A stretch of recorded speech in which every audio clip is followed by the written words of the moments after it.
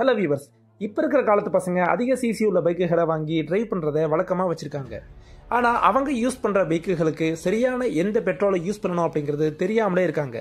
நாம் சரியான பெட்ரோலை இன்ஜினுக்கு செலுத்தாவிட்டால் அந்த பைக்கில் பிரச்சனை ஏற்படுறதுக்கான வாய்ப்புகள் நிறையவே இருக்குது. அதுக்கு நாம் பெட்ரோல்னா என்ன அப்படிங்கிறத முதல்ல தெரிஞ்சுக்கணும். நிலத்துக்கு அடியிலேருந்து எடுக்கப்படுற குருடாயில் பல பாகங்களாக பிரிக்கிறாங்க. இந்த குருடாயில் ஆகப்பட்டது அதிக டென்சிட்டி உள்ளதாக இருக்கும்.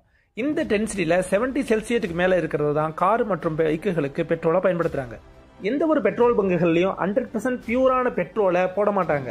அதற்கு காரணம் 100% பியூரான பெட்ரோல் இன்ஜினுக்குள்ளே செல்லும் போது உராய்வுத்தன்மை மற்றும் ஹீட்டை அதிகமாக ப்ரொடியூஸ் பண்ணி இன்ஜினுக்கு பாதிப்பு வரதுக்கான காரணம் அதிகமாக இருக்குது.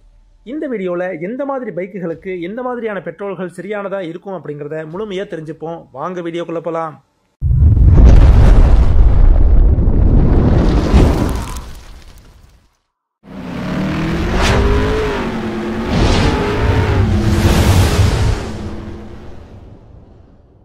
பெட்ரோல்களை மொத்தம் 2 விதங்களாக பிரிக்கிறாங்க. ஒன்று நார்மல் பெட்ரோல், இன்னொன்று பவர் பெட்ரோல். இந்த நார்மல் பெட்ரோலில் 72% முதல் 87% வரை பெட்ரோலோட டென்சிட்டி இருக்கும். அதுவே பவர் பெட்ரோலில் 85 முதல் 97% வரை பெட்ரோலோட டென்சிட்டி இருக்கும். நார்மல் பைக்குகளுக்கு பவர் பெட்ரோலை யூஸ் பண்ணக்கூடாதுன்னு சில பேர் சொல்லி கேள்விப்பட்டிருப்பீங்க. ஆனால் இந்த பவர் பெட்ரோலை நார்மல் பைக்குகளுக்கும் பயன்படுத்தலாம். அதனால் இன்ஜினுக்கு எந்த ஒரு பாதிப்பும் வராது. ஆனால் நார்மல் பெட்ரோலை விட பவர் பெட்ரோல் சற்று விலை அதிகமாக இருக்கும். நார்மல் பெட்ரோலை அதிக சிசி உள்ள பைக்குகளுக்கும் பயன்படுத்தலாம். நார்மல் பெட்ரோலை அதிக சிசி உள்ள பைக்குகளுக்கு பயன்படுத்துறதுனால என்ன பிரச்சனை வரும் அப்படின்னா, பிக்கப் குறைவாகவும் மைலேஜ் சற்று குறைவாகவும் கிடைக்கும். அதுவே சாதாரண பைக்குகளுக்கும் சரி, அதிக சிசி உள்ள பைக்குகளுக்கும் சரி, பவர் பெட்ரோலை யூஸ் பண்ணுறதுனால கிடைக்கக்கூடிய நன்மைகள் என்னென்னா, பொல்யூஷன் கம்மியாகவும் மைலேஜ் 1 முதல் 3% அதிகமாகவும் பவர் அதிகமாகவும் கிடைக்கக்கூடியதாக இருக்கும். பவர் பெட்ரோலில் 90 முதல் 97% வரை பெட்ரோலோட ஒரிஜினாலிட்டி இருக்கும். மீதம் இருக்கும் 3% கெமிக்கலை மிக்ஸ் பண்ணியிருப்பாங்க.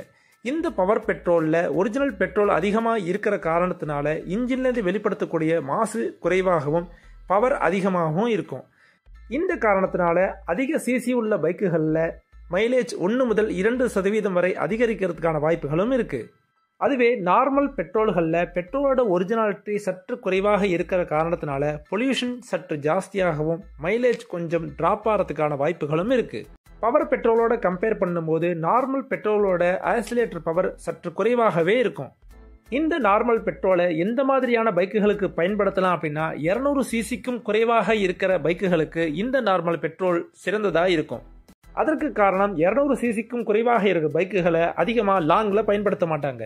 சிட்டியில் டிராஃபிக்கில் பயன்படுத்துறதுக்கு இந்த பெட்ரோலோட டென்சிட்டியே போதுமானதாக இருக்கும். 200 சிசிக்கும் மேற்பட்ட பைக்குகளுக்கு பவர் பெட்ரோல் தான் சிறந்த சாய்ஸாக இருக்கும். அதற்கு காரணம் அதிக சிசி உள்ள பைக்குகளை ஹைவேஸ்லையும் சரி ஹில்ஸ்லையும் சரி நீங்கள் டிரைவ் பண்ணும்போது இதிலேருந்து கிடைக்கக்கூடிய பவரானது உங்களுக்கு உற்சாகத்தை ஏற்படுத்தக்கூடியதாக இருக்கும். கூடவே அதிக சிசி உள்ள பைக்குகளுக்கு பவர் பெட்ரோலை யூஸ் பண்ணுறதுனால இன்ஜினோட லைஃப் அதிகரிக்கிறதுக்கான வாய்ப்புகளும் இருக்குது.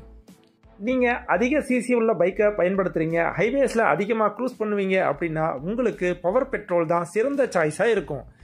நீங்கள் குறைவான சிசி உள்ள பைக்கை பயன்படுத்துகிறீங்க, சிட்டியில் தான் அதிகமாக டிரைவ் பண்ணுறீங்க அப்படின்னா உங்களுக்கு நார்மல் பெட்ரோலே போதுமானதாக இருக்கும். இந்த வீடியோ மூலம் எந்த மாதிரி பைக்குகளுக்கு எந்த மாதிரியான பெட்ரோலை பயன்படுத்தணும் அப்படிங்கிறத தெரிஞ்சிருப்பீங்கன்னு நினைக்கிறேன். அடுத்த வீடியோவில் இந்தியாவில் பெட்ரோலை விற்பனை செய்யும் நிறுவனங்களில் எந்த நிறுவனத்திடம் நாம் பெட்ரோலை ஃபுல் பண்ணால் வண்டிக்கு சிறந்த சாய்ஸாக இருக்குங்கிறத பார்ப்போம். இந்த மாதிரி பைக் சம்மந்தப்பட்ட வீடியோக்களுக்கு நம்ம சேனலை மறக்காமல் சப்ஸ்கிரைப் பண்ணிக்கோங்க. இந்த வீடியோ உங்களுக்கு பிடிச்சிருந்துன்னா உங்கள் ஃப்ரெண்ட்ஸோட ஷேர் பண்ணிவிட்டு இந்த வீடியோக்கு ஒரு லைக் பண்ணிடுங்க. இன்னொரு வீடியோவில் பார்ப்போம். தேங்க்யூ.